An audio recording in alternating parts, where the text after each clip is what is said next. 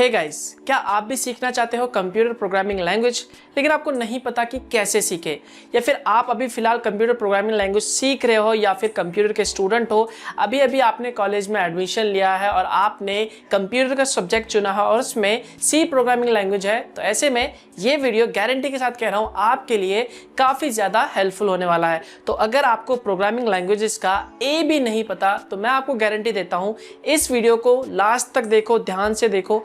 जो कुछ भी मैं आपको बताऊं, जो कुछ भी मैं आपको करने के लिए कहूं, वो सारा का सारा जरूर फॉलो करना। वीडियो भले ही लंबा होगा थोड़ा, लेकिन मैं आपको गारंटी देता हूं वीडियो को पूरा देखने के बाद आपको छोटा मोटा प्रोग्राम बनाना गारंटी से आ जाएगा। लेकिन उसके लिए यहाँ पर मैं आपको जो कुछ भी बोलूंगा वो आपको स्टेप्स जरूर फॉलो करने होंगे। देखो यार, सी प्रोग्रामिंग लैंग्वेज एक बेसिक प्रोग्रामिंग लैंग्वेज है, यानी अगर आपने सी प्रोग्रामिंग लैंग्वेज सीख लिया अच्छे से, आपको पता चल गया कि हाँ प्रोग्राम कैसे बनता है, प्रोग्राम कैसे एग्जीक्यूट होता है, तो उसके बाद आप किसी भी प्रोग्रामिंग लैंग्वेज, चाहे वो C++ हो, जावा हो, पाइथन हो या फिर दूसरे प्रोग्रामिंग लैंग्वेज हो, उन्हें आप आसानी से सीख सकते हो, आपको कोई प्रॉब्लम नहीं आएगा।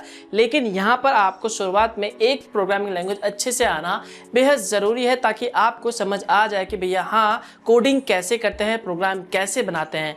तो यहाँ पर मैं आपको कुछ थ्योरीज बताने वाला हूँ। डोंट वरी, मैं आपको किताबी भाषा नहीं बताने वाला, मैं आपको अपने तरीके से, आसान तरीके से बताने वाला हूँ, जिससे आपको अच्छे से समझ आ जाए। इसके साथ ही हम कुछ 4-5 प्रोग्राम्स भी बनाएंगे और मैं आपको प्रोग्राम्स बनाना भी सिखाऊंगा। इसके साथ ही कौन सा सॉफ्टवेयर यूज करेंगे, ये सभी मैं आपको इस वीडियो में बताने वाला हूं। तो अगर आप अभी फिलहाल स्टार्टिंग में हैं, सीखना चाहते हैं C programming language, beginner level पे है, तो ऐसे में ये वीडियो सीखने के बाद, यानी ये वीडियो देखने के बाद गारंटी कह रहा हूं आपको प्रोग्रामिंग लैंग्वेज अच्छे से आ जाएगा, स्टार्टिंग का जो भी होता है। उसके बाद आप आगे एडवांस लेवल पे जा सकते हैं सी लैंग्वेज के ऊपर।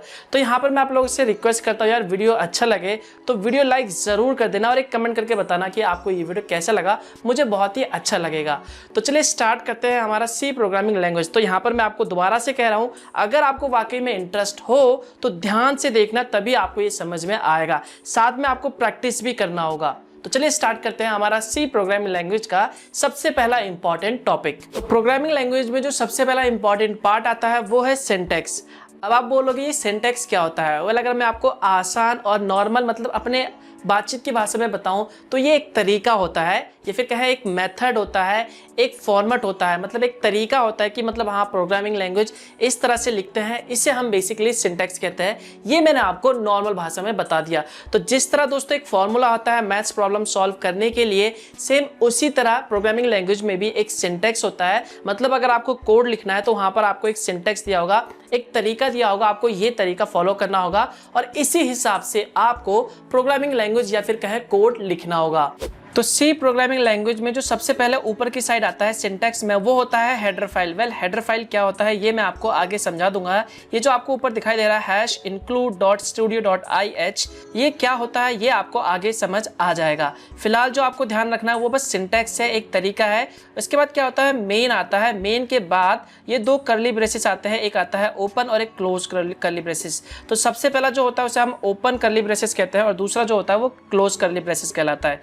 तो इसके अंदर हम जो भी कोड लिखते हैं वो कोड एग्जीक्यूट होता है या फिर कहें रन होता है। तो इसी के अंदर हम प्रोग्राम लिखते हैं, इसी के अंदर हम स्टेटमेंट लिखते हैं, जिसके बाद हमारा जो प्रोग्राम है वो रन होता है। तो ये एक सिंटैक्स होता है सी लैंग्वेज का कोई भी प्रोग्राम बनाने के लिए। तो हो सकता है यहाँ पर आपको सिंटैक्स समझने में थोड़ी सी प्रॉब्लम हो, लेकिन डोंट वरी, मैंने आपको क्या कहा है, मैंने आपको कहा है कि वीडियो को पूरा देखना, ध्यान से देखना, तो ही आपको समझ आएगा। तो आगे जब आप प्रैक्टिकल करोगे तो आपको सिंटैक्स समझ में आ जाएगा।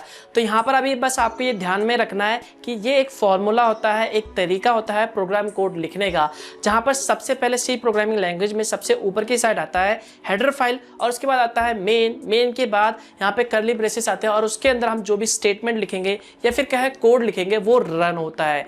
तो इसके बाद चलिए अब नेक्स्ट टॉपिक के बारे में जानते हैं, जो कि बहुत ही इंपॉर्टेंट है। डोंट वरी, आप जब थ्योरी समझने के बाद जब मैं आपको प्रैक्टिकल करवाऊंगा तो प्रैक्टिकल के साथ साथ जो मैंने थ्योरी करवाया था वो भी मैं आपको बताऊंगा, ताकि आपको अच्छे से समझ आ जाएगा। इसके बाद जो नेक्स्ट टॉपिक आता है इंपॉर्टेंट सी लैंग्वेज में, वो है डेटा टाइप्स और वेरिएबल्स। देखो, डेटा टाइप्स और वेरिएबल्स आपको सीखना बेहद जरूरी है कि आखिर में ये होता क्या है, तभी आप एक प्रोग्राम लैंग्वेज बना सकते हो सी लैंग्वेज के अंदर।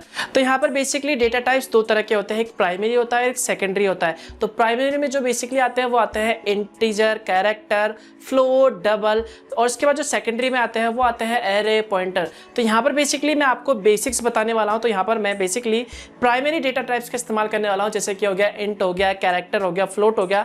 तो मैं आपको ये समझाने वाला हूँ जिससे आप एक छोटा मोटा प्रोग्राम बना सके। तो अगर आपको एडवांस लेवल पे जाना है तब आप आसानी से सीख सकते हो वहाँ पर ये एरे क्या होते हैं, पॉइंटर क्या होते हैं। तो यहाँ पर मैं आपको बेसिक्स बता रहा हूँ इसलिए ताकि अगर मैं आपको ये पॉइंटर और एरे भी बता दूंगा तो आप थोड़े से कंफ्यूज हो जाओगे।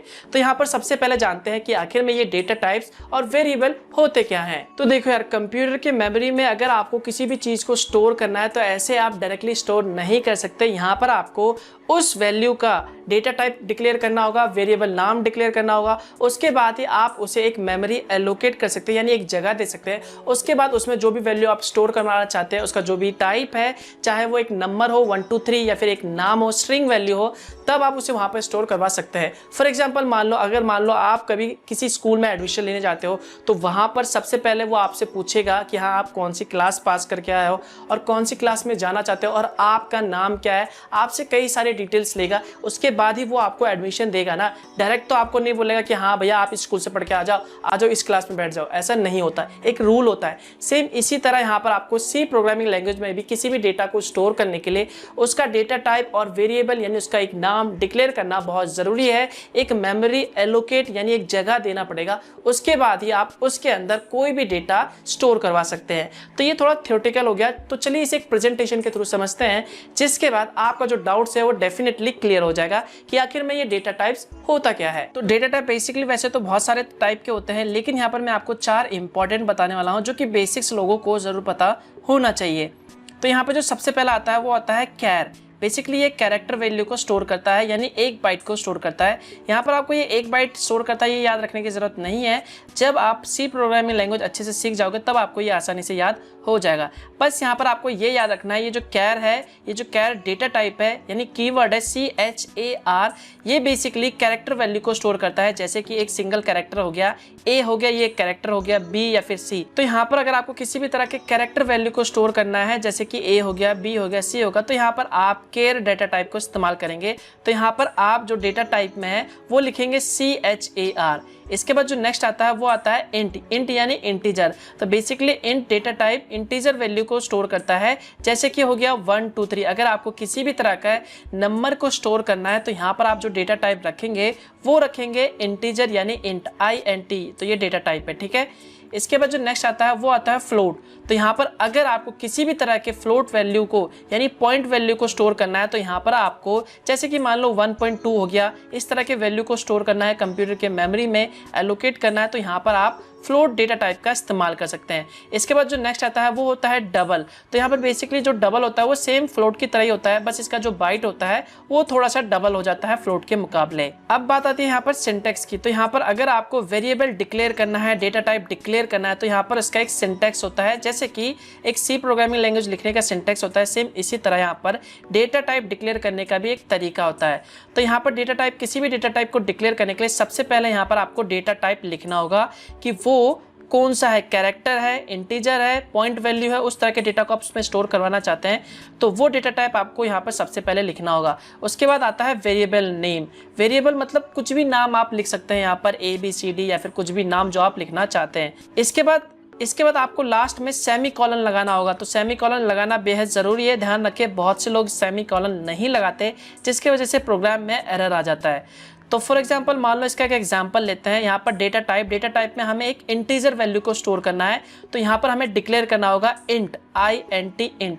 तो यहाँ पर हमें एक स्टोर वैल्यू करना है जो कि नंबर होगा, उसे स्टोर करने के लिए यहाँ पर हम इंट डेटा टाइप लेंगे। उसके बाद इसका जो सिंटैक्स है, नाम आगे क्या कह रहा है, वेरिएबल नेम डिक्लेयर करना है, ठीक है। तो यहाँ पर हम वेरिएबल नेम लेंगे, तो यहाँ पर हम वेरिएबल नाम लेते हैं x लिखने के बाद यहाँ पर आपको आगे सेमी कॉलन लगाना है, तो ये डिक्लेयर हो जाता है। तो यहाँ पर आप वेरिएबल की जगह पे जो नाम है वेरिएबल नेम x, इसकी जगह पे कुछ भी ले सकते हैं अपनी मर्जी के हिसाब से। फॉर एग्जांपल अगर आपको इंट लेना है और यहाँ पर आप नाम लिखना चाहते हैं नम, यानी कोई नंबर स्टोर कराना चाहते हैं तो आप नम भी ले सकते हैं।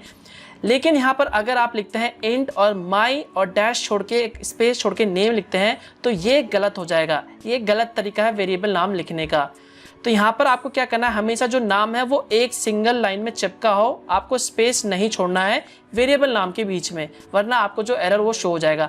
तो यहाँ पर आप किसी भी तरह के, अगर आपको कैरेक्टर वैल्यू को स्टोर करना है तो यहाँ पर आप कैर लिख सकते हो और उसके बाद वेरिएबल का नाम। अगर आपको पॉइंट वैल्यू स्टोर करनी है जैसे 1.2, 10.1 या फिर कोई भी रिजल्ट पॉइंट में आता है उससे आप स्टोर करवाना चाहते हैं तो यहाँ पर आप लिख सकते हैं फ्लोट और उसके बाद वेरिएबल का नाम।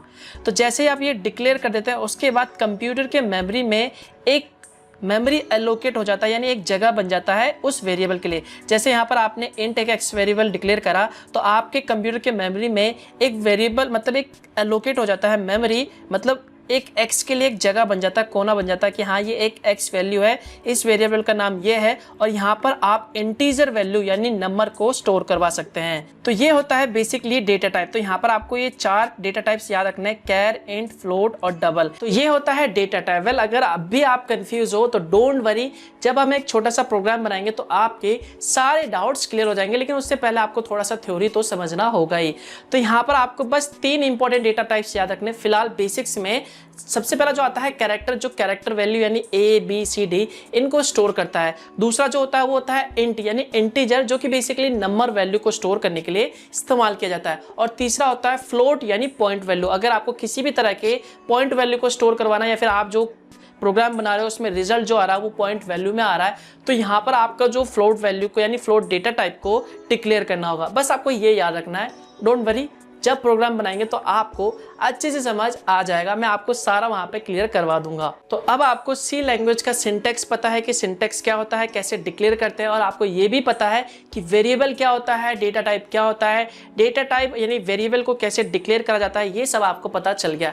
इसके बाद जो लास्ट इंपॉर्टेंट चीज आता है जो आपको समझना बेहद जरूरी है, उसके बाद हम जो भी प्रोग्राम है वो बनाना स्टार्ट करेंगे, जिसके बाद आपका जो धीरे धीरे डाउट्स है वो सारा क्लियर हो जाएगा। तो यहाँ पर अब जो समझने की बात आती है वो आती है कुछ कीवर्ड्स या फिर कहें कुछ फंक्शंस, जिनका काम बेसिकली आप प्रोग्रामिंग लैंग्वेज बनाते वक्त आपको ध्यान में रखना होगा। और वो हर प्रोग्रामिंग लैंग्वेज, आप जब भी कोई भी सी प्रोग्रामिंग बनाओगे तो वो जरूर काम आएगा, उन्हें आपको वहां पे इस्तेमाल करना ही करना होगा। तो आपको इन्हें अच्छे से समझना होगा। तो चलिए आइए समझते हैं। तो सी प्रोग्रामिंग लैंग्वेज बनाते वक्त आपको कुछ इंपॉर्टेंट चीजें याद रखनी होंगी, जिसमें जो सबसे पहला जो कीवर्ड आता है या फिर कहें फंक्शन आता है जिसका नाम है प्रिंट एफ। वेल ये जो फंक्शन है ये बहुत ही इंपॉर्टेंट है और हर बार आपके इस्तेमाल होगा प्रोग्रामिंग लैंग्वेज में। इसका इस्तेमाल बेसिकली आप करते क्या है, किसी भी कैरेक्टर वैल्यू या फिर कहें रिजल्ट को या फिर आउटपुट प्रिंट करवाने के लिए आप प्रिंट एफ का इस्तेमाल करते हैं। तो यहाँ पर अगर आपको कोई भी वैल्यू या फिर कैरेक्टर वैल्यू हो या फिर कुछ भी स्क्रीन पे प्रिंट करवाना हो तो समझ लो यहाँ पर आपको प्रिंट एफ कीवर्ड का इस्तेमाल करना होगा। ये बात आपको ध्यान में रखना है, ठीक है।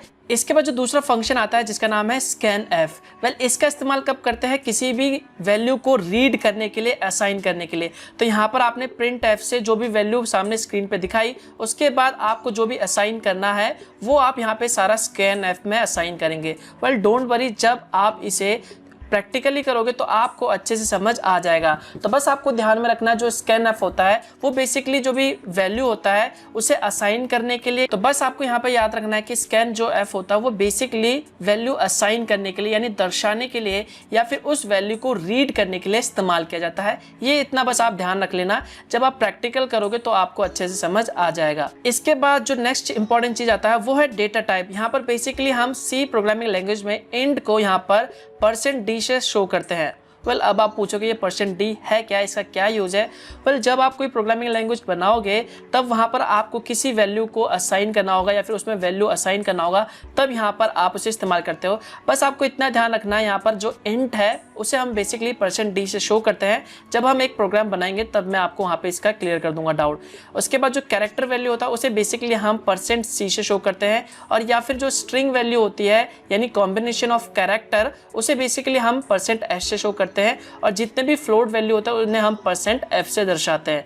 तो यहाँ पर आपको ध्यान में रखना है, इन वैल्यूज को असाइन करने के लिए या फिर डिस्प्ले रिजल्ट डिस्प्ले करने के लिए यहाँ पर आप इन वैल्यूज का इस्तेमाल करेंगे। तो यहाँ पर आपको ये ध्यान में रखना है, इंट के लिए %d, कैरेक्टर के लिए %c, स्ट्रिंग के लिए %s और फ्लोट के लिए %f। तो यहाँ पर लगभग सभी के लिए तो सेम ही है, बस यहाँ पर इंटीजर का थोड़ा सा अलग है जो कि d है। तो ये ध्यान में रखना, जब प्रैक्टिकल करेंगे तो अच्छे से समझ आ जाएगा। इसके बाद जो नेक्स्ट इंपॉर्टेंट चीज़ आता है जो कि है हेडर फाइल्स। हेडर फाइल्स आपको जब भी कोई प्रोग्रामिंग लैंग्वेज लिखोगे तो ऊपर की साइड में सी प्रोग्रामिंग लैंग्वेज में, तो यहाँ पर आपको ऊपर की साइड यहाँ पर आपको #include conio.h और #include studio.h यहाँ पर ये जैसा लिखा हुआ है सेम आपको वहाँ पर ऊपर डिक्लेयर करना ही होगा, यानी ये आपको वहाँ पर ऐड करना ही होगा। इसी से जितने भी ये प्रिंट एफ और स्कैन फाइल है वो रन हो पाते हैं, ये बात आपको ध्यान में रखना है। इसके बाद जो नेक्स्ट इंपॉर्टेंट चीज़ आता है वो है सेमी कॉलन। जितने भी प्रोग्रामिंग लैंग्वेज आप लिखोगे, जो भी एक स्टेटमेंट लिखोगे, हर एक स्टेटमेंट के बाद आपको यहाँ पर सेमी कॉलन ये लगाना बेहद ज़रूरी है। उसके बाद ही आप जो दूसरा नीचे के लाइन है वो स्टार्ट करोगे, वरना अगर आप सेमी कॉलन नहीं लगाओगे तो ये आगे बंद नहीं होगा, वहाँ पर टर्मिनेट नहीं होगा। तो यहाँ पर आपको जितने भी स्टेटमेंट लगाने हैं उसके बाद आपको यहाँ पर सेमी कॉलन इस्तेमाल करना होगा। तो जब प्रोग्रामिंग में लैंग्वेज बनाएंगे, कोड बनाएंगे, कोड लिखेंगे, तो वहाँ पर आपको ये समझ आ जाएगा। इसके बाद जो नेक्स्ट आता है वो आता है ओपन और क्लोज ब्रेसेस। इसका इस्तेमाल क्या होता है, जैसे कि मेन में मैंने आपको बताया था, जो भी सिंटैक्स था सी लैंग्वेज का, एक मेन था और उसके बाद वहाँ पर कर्ली ब्रेसेस थे। तो यहाँ पर एक ओपन और कर्ली ब्रेसेस आपको हर बार लगाना बेहद ज़रूरी है, तो ये बात भी आपको ध्यान में रखना है। इसके बाद जो नेक्स्ट आता है वो आता है क्लियर SCR। इसका इस्तेमाल क्यों किया जाता है, इसका इस्तेमाल अगर आप स्क्रीन में जो भी चीज़ें हैं, जो भी आपने रिजल्ट आउटपुट करवाया है, रिजल्ट दिखाया है, उसे मिटाना चाहते हैं, डिलीट करना चाहते हैं, तो उसे आप इस्तेमाल कर सकते हैं। और इसके बाद जो नेक्स्ट चीज़ आता है वो है गेट CH। इसका इस्तेमाल आप स्क्रीन को होल्ड करने के लिए इस्तेमाल कर सकते हैं। तो यहाँ पर ये आपको थोड़ा सा कॉम्प्लिकेटेड लग रहा होगा, थोड़ा सा मुश्किल लग रहा होगा, आपके दिमाग में नहीं घुस रहा होगा कि आखिर में ये है क्या। डोंट वरी, आप एक अलग से कॉपी में मैंने आपको ये जो कुछ भी बताया, स्क्रीन में जो दिखाया, प्रिंट एफ, स्कैन एफ, ये जैसे मैंने वहाँ पे लिखा हुआ है वो बेसिकली कॉपी में लिख लो। जब मैं प्रोग्राम रन करूँगा, एक प्रोग्राम बनाऊँगा, तब आप वहाँ पे मैच करना, तो आपको अच्छे से समझ आ जाएगा, गारंटी के साथ कह रहा हूँ। तो चलिए अब हम बनाते हैं अपना एक छोटा सा प्रोग्राम। तो यहाँ पर सबसे पहले हम एक छोटा सा हेलो वर्ल्ड का प्रोग्राम बनाएंगे। उसके बाद हम इंट में यानी इंट डेटा टाइप को लेके दो वैल्यू को यानी यूजर से जैसे कि हम एंटर करें और उसके बाद उन दोनों वैल्यूज को ऐड करके जो भी रिजल्ट है वो दिखाना, ऐसा प्रोग्राम बनाएंगे हम यहाँ पे। तो यहाँ पर आपको इस प्रोग्राम को रन करने के लिए सबसे पहले एक सॉफ्टवेयर की जरूरत होगी जो कि है टर्बो सी या फिर कहे टर्बो C++। ये सॉफ्टवेयर फ्री है, इसका लिंक मैं आपको वीडियो के डिस्क्रिप्शन पार्ट में दे दूंगा। इसके अलावा कई सारे और भी सॉफ्टवेयर होते हैं, लेकिन ये जो टर्बो सी है या फिर कहे C++, ये बहुत ही इंपॉर्टेंट है। यहाँ पर आप सी लैंग्वेज भी रन कर सकते हो, साथ में C++ भी रन कर सकते हो। तो चलिए बनाते हैं हमारा एक छोटा सा हेलो वर्ल्ड प्रोग्राम। और 2 नंबर को ऐड कैसे करते हैं, ये इंटीजर यानी इंट डेटा टाइप का एक एग्जांपल है। तो जैसे आप इस सॉफ्टवेयर को डाउनलोड कर लेते हो वीडियो के डिस्क्रिप्शन पार्ट से, उसके बाद आपको इस सॉफ्टवेयर को एक्सट्रैक्ट करना होगा। ये जिप फाइल फॉर्मेट में होगा। तो एक्सट्रैक्ट करने के बाद ये कुछ इस तरह का दिखाई देगा। तो इसके बाद आपको इसे ओपन करना है और उसके बाद यहाँ पर टर्बो सी पे दोबारा से डबल क्लिक करना है और इसे टर्बो C++ पे दोबारा से डबल क्लिक करके यहाँ पर आपको एक ऑप्शन मिलेगा टर्बो C++.exe, ऐसा सिंबल दिखाई देगा। तो आपको इस पर डबल क्लिक करके इस एप्लीकेशन को ओपन कर लेना है। ध्यान रहे, ये जो एप्लीकेशन है बेसिकली आपको जब भी इस एप्लीकेशन को रन करना होगा तो आपको इस फोल्डर की ज़रूरत होगी, तो इसे डिलीट मत करना, ठीक है। और उसके बाद यहाँ पर अब आपको नया प्रोग्राम बनाने के लिए आप सिंपली न्यू प्रोजेक्ट पे क्लिक कर सकते हैं या फिर आप चाहे तो स्टार्ट टर्बो C++ पे क्लिक कर सकते हैं। तो मैं यहाँ पे क्लिक कर रहा हूँ। तो जैसे आप इस सॉफ्टवेयर को ओपन करेंगे डबल क्लिक करके, तो ये कुछ इस तरह का दिखाई देगा। अब आपको यहाँ पर फाइल पे क्लिक करना है और न्यू पे क्लिक करना है नए कोड लिखने के लिए। तो इस स्क्रीन को बड़ा करने के लिए, जो भी नीचे ये हटाने के लिए आपको यहाँ पे क्लिक करना है। तो जैसे आप यहाँ पे क्लिक करेंगे तो स्क्रीन बड़ा हो जाएगा। उसके बाद यहाँ पर आप कोड लिख सकते हैं, जो भी आप कोड लिखना चाहते हैं। तो ध्यान है, यहाँ पर आपको एक बात ध्यान रखना है, अगर आपको इस स्क्रीन को मिनिमाइज करना है तो अगर आप कोई ऐसा वैसा बटन दबाएंगे तो मिनिमाइज नहीं होगा। तो यहाँ पर इसे मिनिमाइज करने के लिए अपने कीबोर्ड पे आपको बटन दबाना होगा, विंडो और डी का बटन, ठीक है।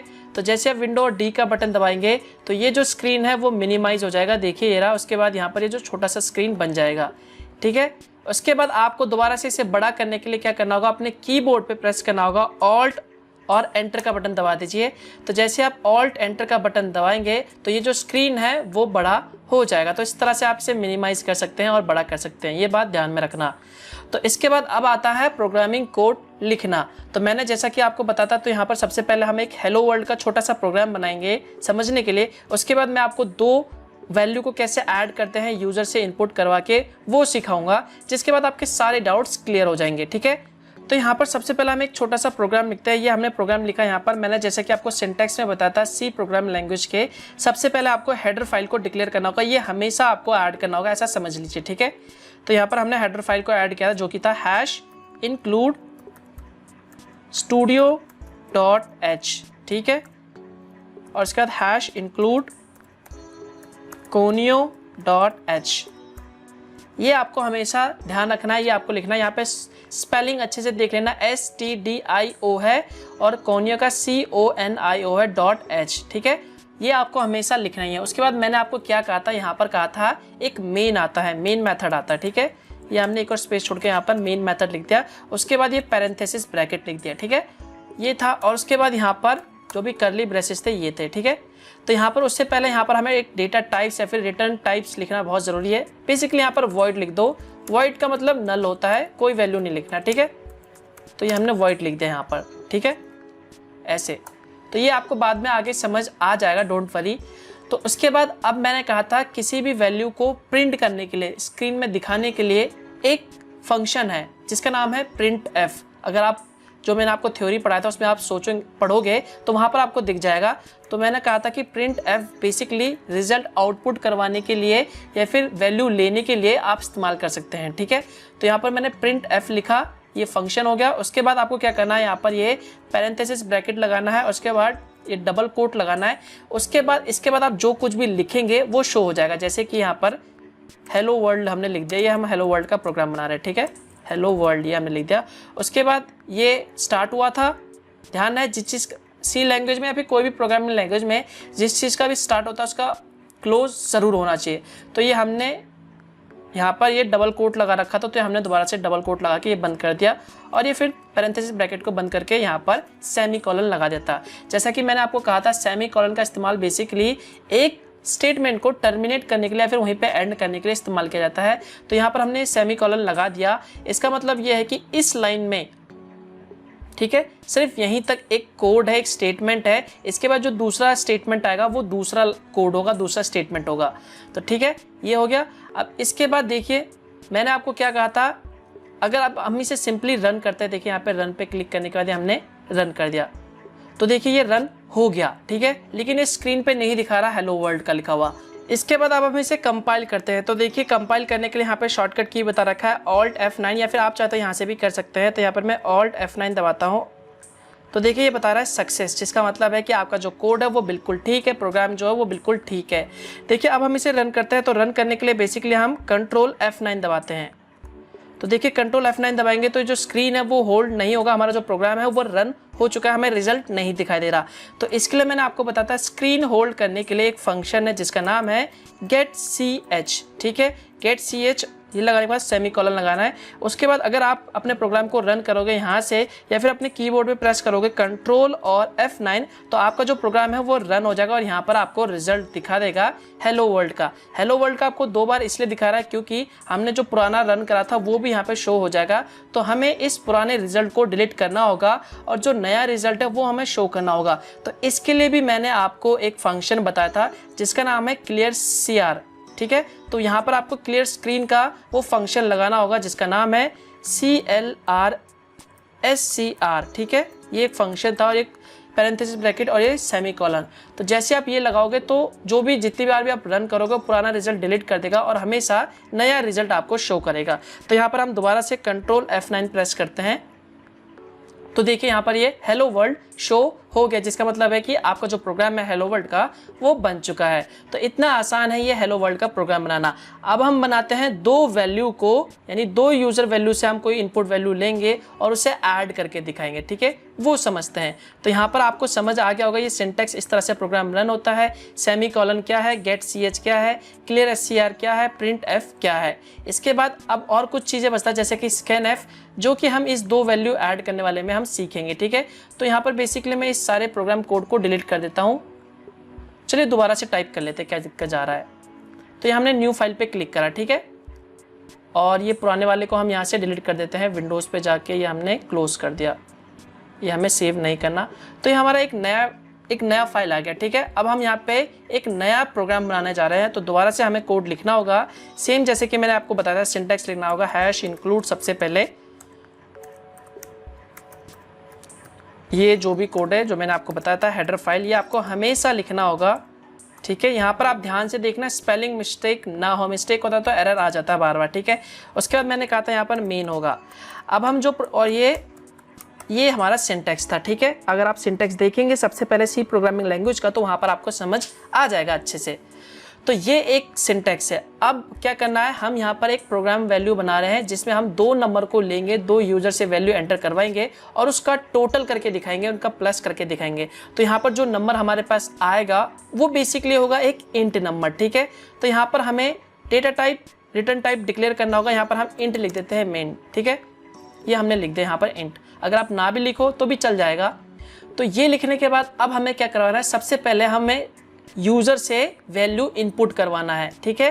तो यहाँ पर हमें डिस्प्ले में, मतलब स्क्रीन में आपको दिखाना होगा एंटर द नंबर 1, ठीक है, enter the value of number 1। तो यहाँ पर आपको प्रिंट में स्क्रीन दिखाने के लिए हम एक फंक्शन का इस्तेमाल करते हैं, प्रिंट एफ, ठीक है।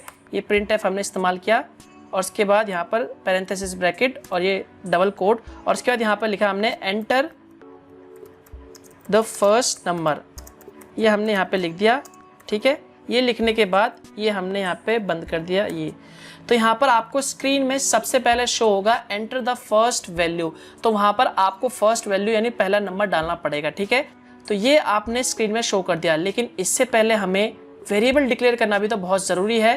तो यहाँ पर आप ऊपर की साइड यानी वेरिएबल डिक्लेयर कर सकते हैं, या फिर आप चाहे तो इसके नीचे भी डिक्लेयर कर सकते हैं, लेकिन हम यहाँ पर ऊपर वेरिएबल डिक्लेयर करें, ठीक है। ध्यान रहे ये स्टार्टिंग है तो ये क्लोज पॉइंट है, ये हमेशा इसके अंदर ही कोड लिखना, ठीक है। तो यहाँ पर हमने लिखा वेरिएबल, हमने एक इंटीजर वैल्यू लेनी है, इंटीजर वैल्यू को स्टोर करवाना है यानी नंबर होगा। तो यहाँ पर हम इंटीजर लेंगे, ठीक है, इंट। नंबर स्टोर करवाना है तो इंट, ठीक है, इंट लिया और इसका नाम दे दिया ए दे दिया हमने, ठीक है, ये ए हो गया। और दूसरा ले लिया इंट और ये बी ले लिया, ये सेमीकोलन लगा दिया, ठीक है। या फिर आप चाहे तो इसकी जगह पे यहाँ पर ऐसे भी लिख सकते हैं, देखिए ये इंट लिख दिया, कॉमा लगा के बी लगा दिया और ये सेमीकोलन लगा दिया, ठीक है, ये हो जाएगा। तो यहाँ पर हम सिंपली वैसे लिख देते हैं ताकि आपको अच्छे से समझ आ जाए। ये हमने लिख दिया इंट बी, ठीक है, ये लगा दिया सेमीकोलन, ठीक है। तो यहाँ पर हमने 2 वेरिएबल डिक्लेयर करे, यानी एक मेमोरी में एक जगह बना दी इंटीजर का ए नाम का और एक दूसरा बी नाम का, जिसमें 2 नंबर वैल्यू सेव होंगे, ठीक है, सेव होंगे। तो यहाँ पर हमने एक फंक्शन लिखा प्रिंट एफ, जिसमें लिखा एंटर द फर्स्ट नंबर, मतलब सबसे पहला नंबर आपको एंटर करना है। इसके बाद अब इसमें जो भी नंबर आएगा उसे हमें असाइन करना ज़रूरी है ना, कि इसमें जो भी नंबर डाले उसे हम ए में डालें या फिर बी में डालें। तो ए में डालने के लिए आपको क्या करना होगा, जिसमें भी डालना आपको वो वैल्यू नंबर, यहाँ से जो भी ये नंबर एंटर करेगा यूज़र, वो वैल्यू अगर आपको ए में डालना है तो यहाँ पर आपको लिखना होगा स्कैन एफ। याद है मैंने कहा था स्कैन एफ का बेसिकली इस्तेमाल आप वैल्यू को असाइन करने के लिए इस्तेमाल कर सकते हैं। तो यहाँ पर आपको फंक्शन टाइप करना है स्कैन एफ और ये लगाना है दोबारा से, और उसके बाद इंटीजर वैल्यू है तो इंटीजर वैल्यू के लिए मैंने आपको कहा था %d, याद है आपको अच्छे से। अगर आप वहाँ पे जाके जो इंपॉर्टेंट बातें हैं उसमें अगर आप देखोगे तो वहाँ पर मैंने कहा था इंटीजर वैल्यू यानी नंबर वैल्यू के लिए हमेशा यहाँ पर %d लगाएंगे, ठीक है। और फिर ये डबल कोट करके हमने बंद कर दिया। अब यहाँ पर आपको एक कॉमा लगाना है और उसके बाद यहाँ पर आपको लिखना है एंड, और जिस भी वैल्यू में आप स्टोर करवाना चाहते हैं, जैसे यहाँ पे हमने 10 लिखा तो 10 को अगर आप ए में स्टोर करवाना चाहते हो तो यहाँ पर आपको ए लिखना है, ठीक है। ये हमारा हो गया और यहाँ पर हमने ये पैरेंथेसिस क्लोज कर दिया और उसके बाद यहाँ पर हमने सेमीकोलन लगा दिया, ठीक है। तो ये यहाँ पर जो भी वैल्यू हम एंटर करेंगे ए, मतलब 1 2 3 4 5 जो भी नंबर वो ए में स्टोर हो जाएगा, ठीक है। उसके बाद अब हमें क्या करना है, दूसरा वैल्यू लेना है प्रिंट एफ। ये हमने दूसरा वैल्यू लिया, थोड़ा सा स्पेस छोड़ देते ताकि आपको समझ आ जाए। ये हमने छोड़ा, ठीक है। यहाँ पर अब दूसरा वैल्यू एंटर करवाना है हमें, प्रिंट एफ दोबारा से लिखना होगा सेम दूसरा वैल्यू एंटर करवाने के लिए, और यहाँ पे लिखना होगा एंटर द सेकंड नंबर, ठीक है। ये हमने लिख दिया और सेम ऐसे लिखना जैसे ऊपर लिखा, बस यहाँ पर हमने लिख दिया सेकंड नंबर, ठीक है।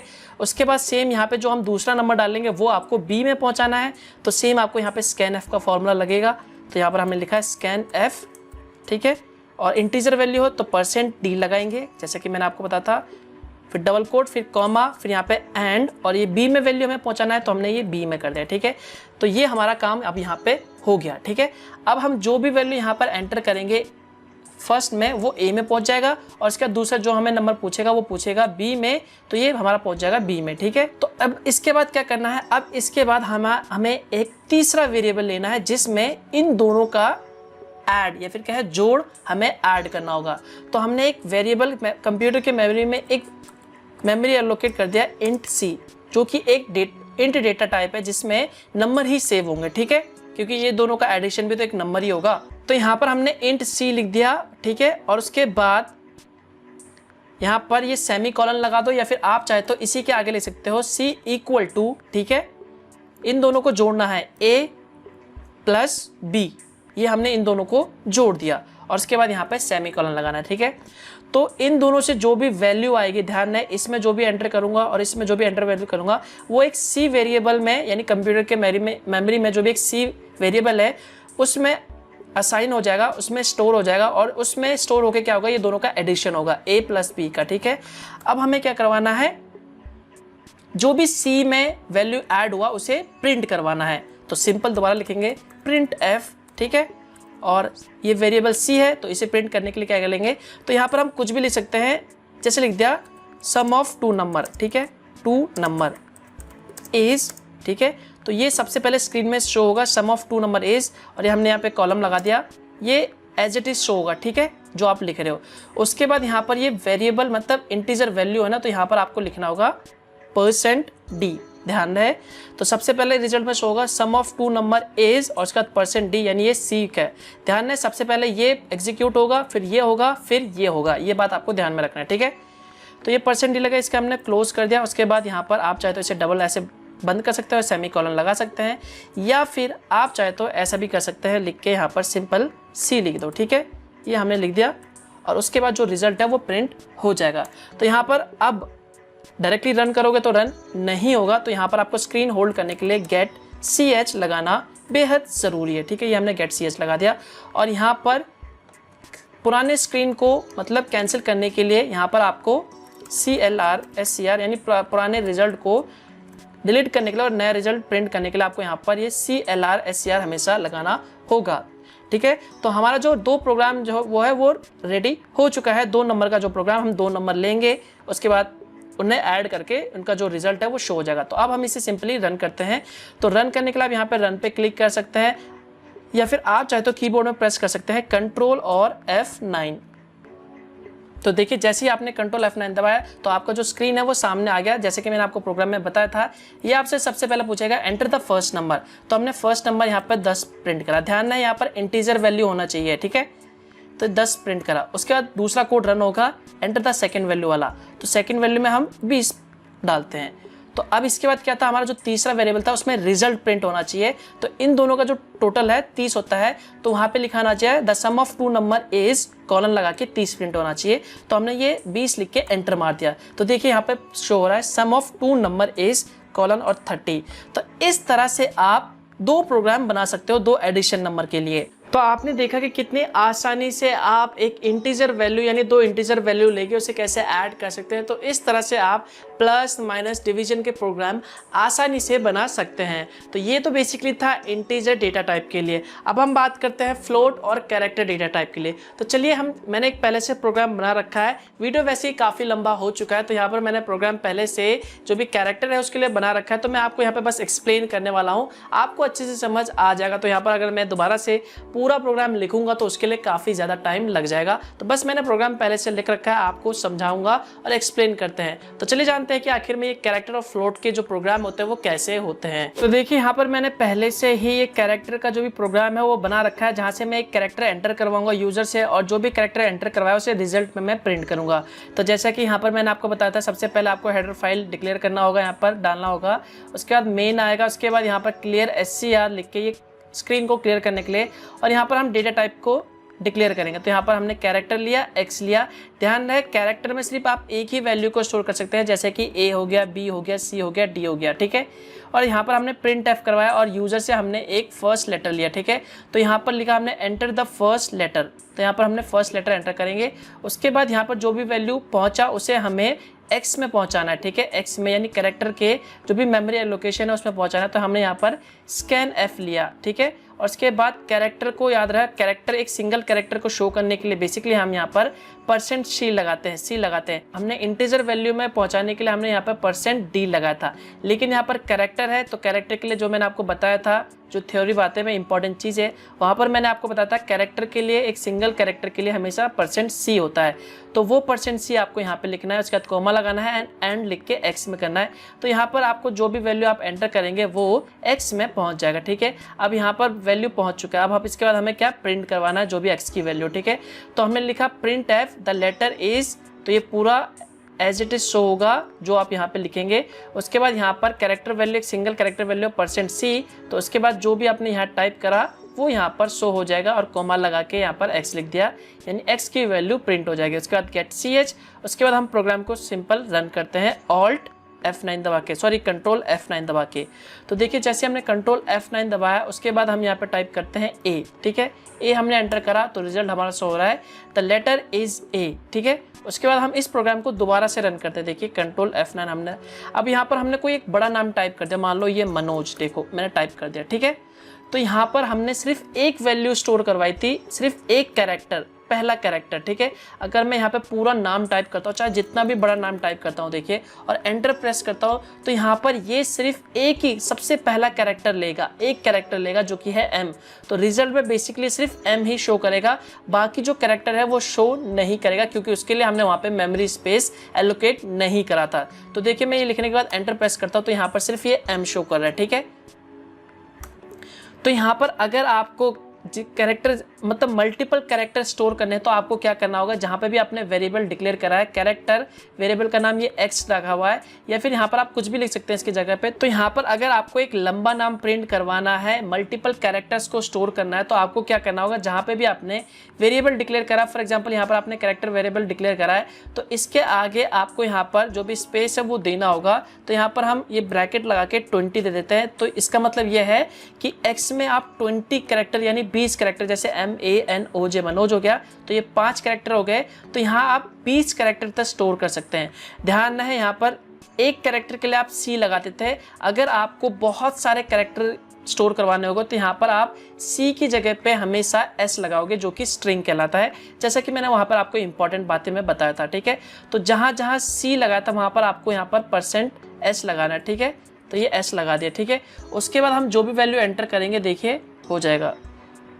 तो ये हमने इस प्रोग्राम को सिंपली रन किया कंट्रोल F9 दबा के, तो देखिए कंट्रोल F9 हो जाएगा। अगर हम अब मनोज पूरा लिखेंगे तो ये पूरा मनोज शो करेगा, क्योंकि हमने वहाँ पर जो वैल्यू है वो बेसिकली 20 कैरेक्टर तक स्टोर कर सकता है, तो ये आसानी से शो करके दिखा देगा। देखिए मनोज दिखा दिया।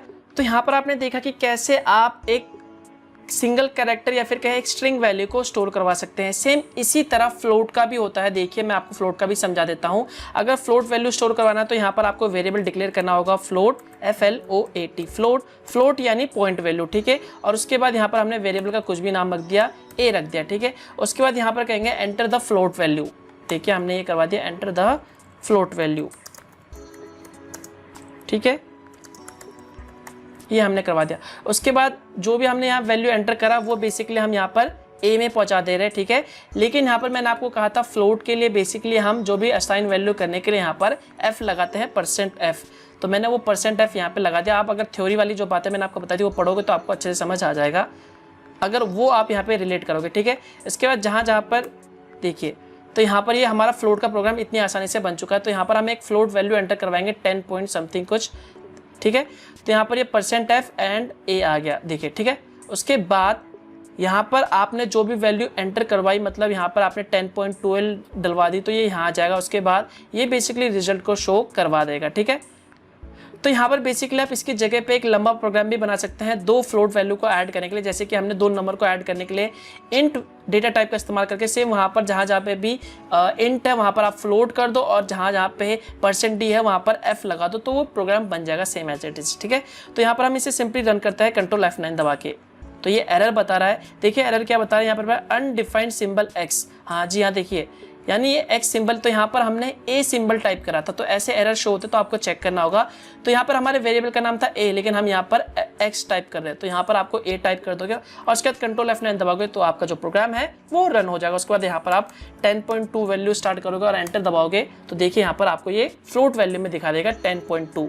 तो इस तरह से आप फ्लोट वैल्यू को भी एंटर करवा सकते हैं। इसका दोबारा से प्रोग्राम रन करते हैं और सिंपली हम एक इंटीजर वैल्यू टाइप करते हैं तो ये शो करता है, देखते हैं 0.000 लगा दे रहा है, जिसका मतलब है कि ये पॉइंट वैल्यू को शो करता है। तो दोस्तों आपने देखा कि कितनी आसानी से आप डेटा टाइप जो कि कैरेक्टर है, फ्लोट है, इंटीजर है, उनके प्रोग्राम बना सकते हैं। तो यहाँ पर बहुत ही आसान है।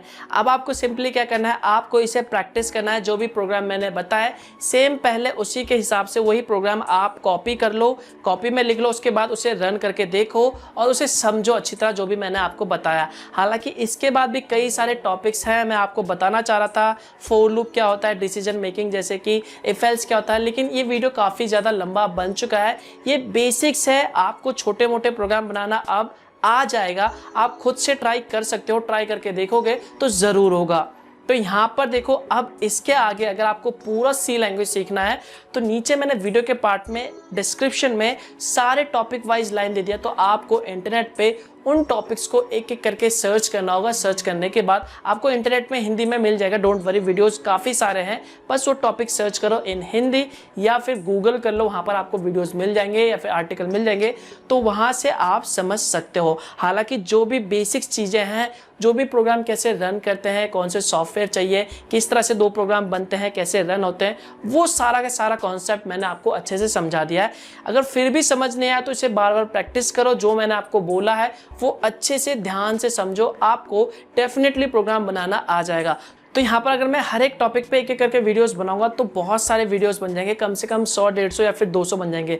तो यहाँ पर मैं आपको रेकमेंड करता हूँ कि एक बुक ले लो जिसका नाम है लेट अस सी, एक सी प्रोग्रामिंग लैंग्वेज बुक है, काफ़ी बढ़िया है। वो बुक ले लो, इंग्लिश बुक है। हालांकि आपको इंटरनेट में कई सारे आर्टिकल मिल जाएंगे हिंदी में या फिर वीडियोस मिल जाएंगे।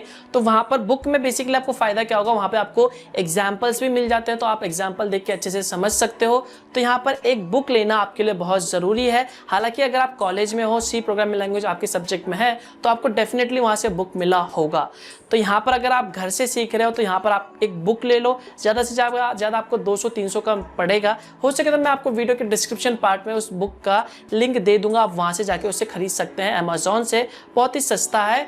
तो बस यही था, आप प्रैक्टिस करो। जो भी बेसिक्स चीज़ें थी बिगिनर के लिए था कि प्रोग्राम कैसे रन होता है, डेटा टाइप क्या होते हैं, सिंटैक्स क्या होता है, वो सारा का सारा भैया मैंने आपको बता दिया, मेरा काम हो गया। मतलब अब आप खुद से प्रोग्राम बना सकते हो और खुद से सीख सकते हो। तो ये जो भी स्टेप्स मैंने आपको बताया ये बिगिनर लेवल के, तो आपको ज़्यादा से ज़्यादा प्रैक्टिस करना होगा, तभी आपको समझ आएगा, तभी आपको ये जो भी स्टेटमेंट है या फिर कहें सिंटैक्स है वो लिखना आएगा। अगर आप एक दिन कर रहे हो, दूसरे दिन नहीं कर रहे हो, तो ऐसे में आपको समझ नहीं आएगा।